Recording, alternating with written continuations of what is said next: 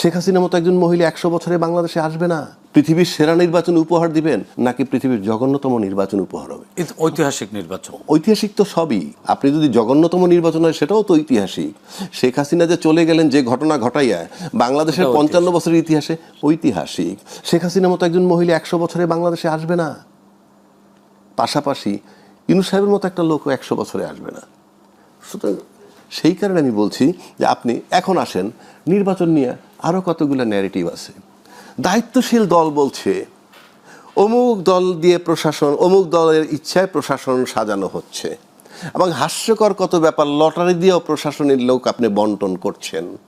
আমি তো কোনোদিন শুনিনি যে লটারি দিয়ে লোক বন্টন করে। ভালো কথা করেন, ঠিক আছে, নিজেদের স্বচ্ছতা বা কোশ্চেন যাতে না থাকে।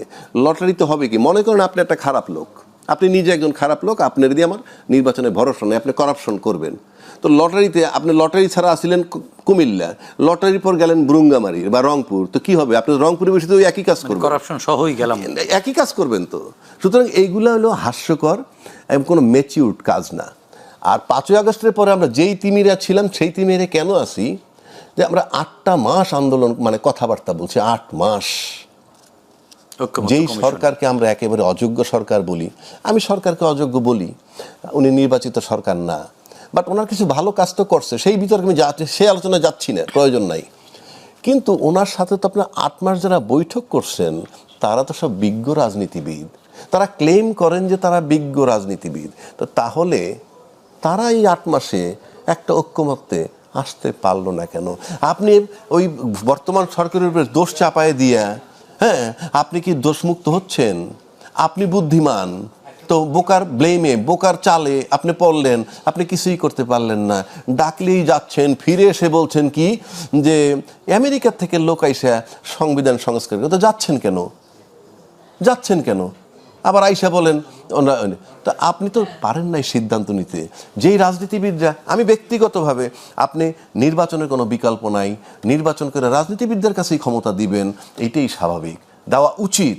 কিন্তু আমরা রাজনীতিবিদদের অ্যাক্টিভিটিস তো একটাই দেখলাম, যে পরিবর্তন আসার কথা ছিল, আকাঙ্ক্ষা ছিল, কিছুই আসে না। রাজনৈতিক একটা পরিবেশ, রাজনৈতিক সংস্কার। একজন ব্যক্তির সাথে আমরা যদি ওখানে দেখি, ফিজিক্যালি আমরা 2টা ব্যক্তিকে দেখছি কর্মকাণ্ড করছে। একজন হইল আপনার আলী রিয়াজ সাহেব, আরেকজন তো চেয়ার সর্বস্ব, মানে ওখানে উনি কিন্তু কমিশনের প্রধান, ঐক্যমত্য কমিশনের, বাট ওনার ফিজিক্যাল প্রেজেন্স খুব কমই ছিল।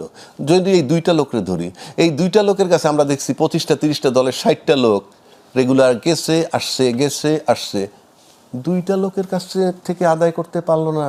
2টা লোক তাদেরকে ঘুরাইলো, আর আইসা বলতেছেন উনি অযোগ্য সরকার ইত্যাদি। Who cares? দিন তো চলে যাচ্ছে।